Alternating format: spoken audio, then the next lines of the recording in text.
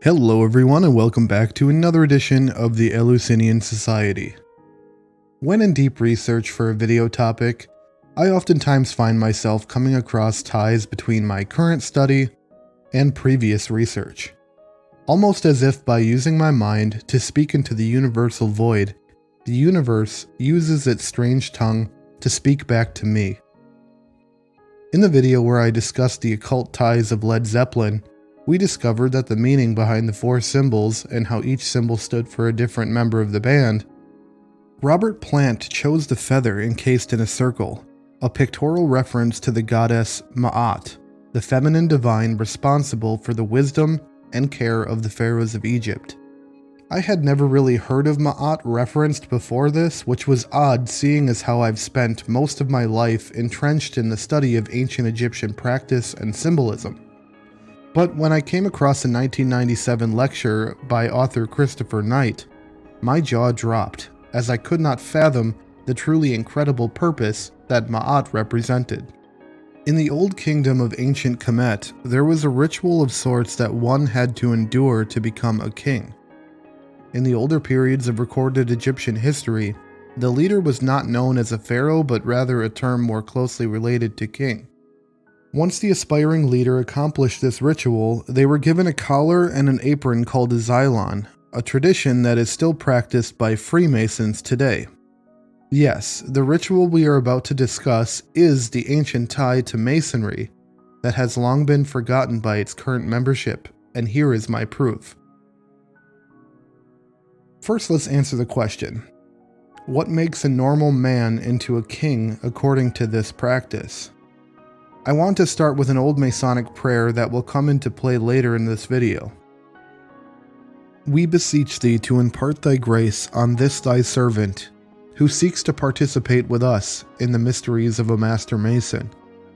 Endue him with such fortitude, that at the hour of trial he fail not, but passing safely in thy protection through the dark valley in the shadow of death, he may finally rise from the tomb of transgression and shine as the stars forever and ever.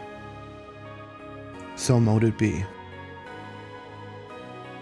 To understand the scale of it all, let's look to the oldest story ever told in Egypt, the story of its first king, Osiris.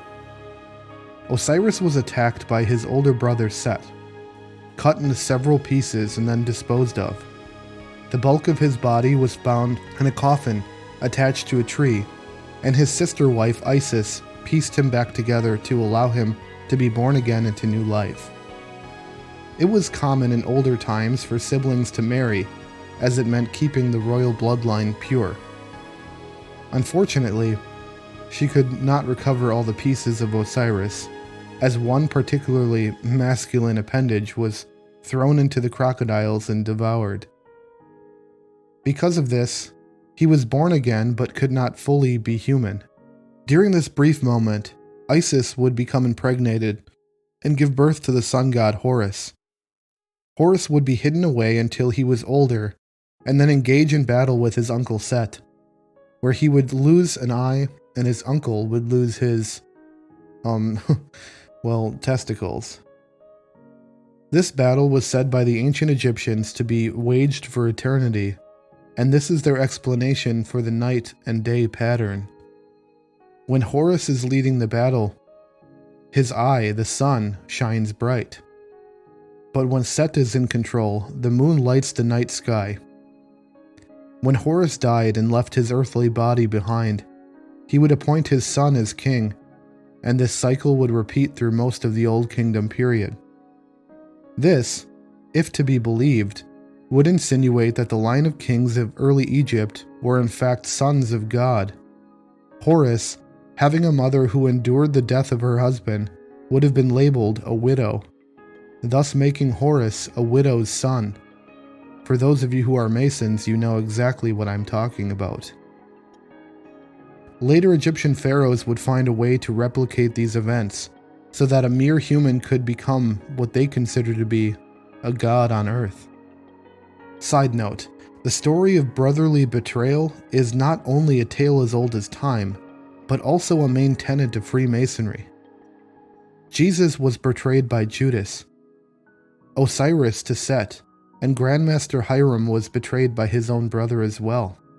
One story of fraternal treachery is the story of Cain and Abel, sons of Adam, who were said to be the perpetrator and victims of the first murder. According to European royal historian Sir Lawrence Gardner, the words of king and queen come from the roots kin and quain, which are both derived from the word Cain. It is believed by Knight and others working in the field of esoteric study that the Great Pyramid was once constructed as a temple where one would go through the rituals of the kings, a place that is known for its grandeur, sound frequency, sun placement, and the scale to the Fibonacci sequence. According to this study, Horus went through a temporary death when his father was brought to the realms of the dead on the night of his ritual. Most likely with the use of certain drugs, he was brought to a catatonic state and departed to an astral plane where Osiris would show him the ways of the living and the dead, where one becomes enlightened with a sort of ancient knowledge. It may seem weird to consider that ancient Egyptians would take drugs for ritual purposes, yet there are several mummies that have been found with traces of cocaine and nicotine in their system, drugs that could only be found in the Americas. In the words of Christopher Knight, "You can crown a king, but who can make a god? Only gods can make other gods." It is in this structure that one can start making connections with other stories throughout history. In ancient Greece, only the Olympians could make men immortal, such as Perseus and Heracles, and when they reached god status, they were said to be among the stars.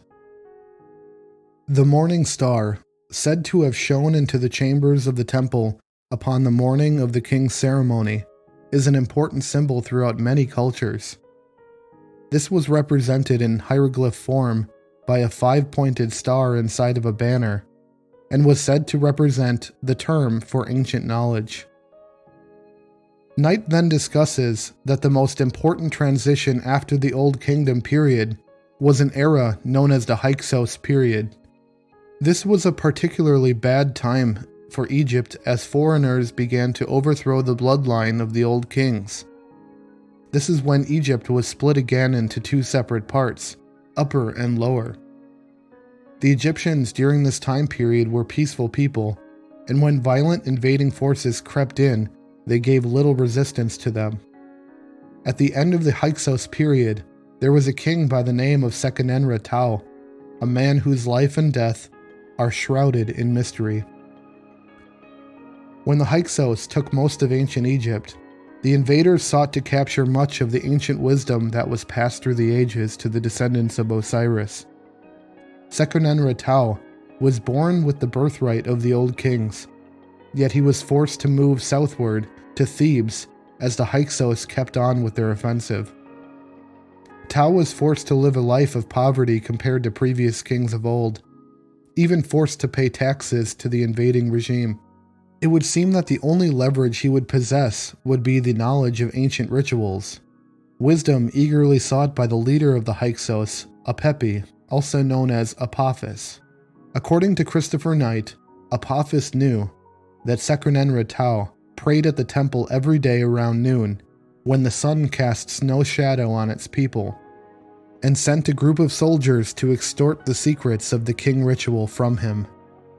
When he refused, they struck multiple blows into the skull of Seqenenre-Tao, ending his reign and sealing the lips of the ancient kingly rituals forever.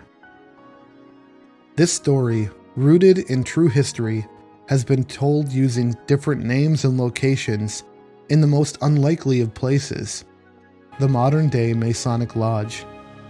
It is in the lodge where one learns of Grandmaster Hiram Abiff, master builder of King Solomon's temple, who too was praying at the temple at midday and was extorted for his secrets before being struck and killed after not revealing them. The blows described in Masonic legend match perfectly with the wounds of the murdered king of Egypt. Seqenenre-Tao is Hiram Abiff. Unlike Master Hiram, however, the remains of King Seqenenre-Tao are still in existence today, and on display at the Cairo Museum. Egyptology experts will argue that the remains of Tau show signs of dying in the heat of battle. However, there were no battles during this time period. The Egyptian people were peaceful and not equipped to fight, and they certainly would not have sent their godly king to the front lines, even if they were. Shortly after this assassination, the son of Seqenenre Tau, Kamose, did battle with the Hyksos and won, exiling them from Egypt and reforming the kingdom once again to the old ways. The problem was, Kamose was not given the rituals and secrets of a true king, so they had to make substitutes in order to preserve what was left of their family birthright. But what is this ritual exactly? Unfortunately, we will never know exactly for sure what the rituals entailed. But we can be sure of one thing. The substitute rituals lived on and were passed through the ages. If working backwards, then we can see a defined lineage of these rituals. Freemasons to the Knights Templar, the Templars to the Jerusalem Church. But how did these rituals make their way to Jerusalem from Egypt? The answer has been revealed to us through Scripture. A young Hebrew boy, born into an impoverished world and raised into a royal line of Egypt, who would become the leader of a new nation with ancient rituals that date back to the old kings of Egypt and beyond. But that's for another video. Thank you for joining us on another edition of the Eleusinian Society. Make sure to comment down below if you have any thoughts on some of the things we covered in this video, and I hope you subscribe so you can get notified when we post the next video on this series. Thank you.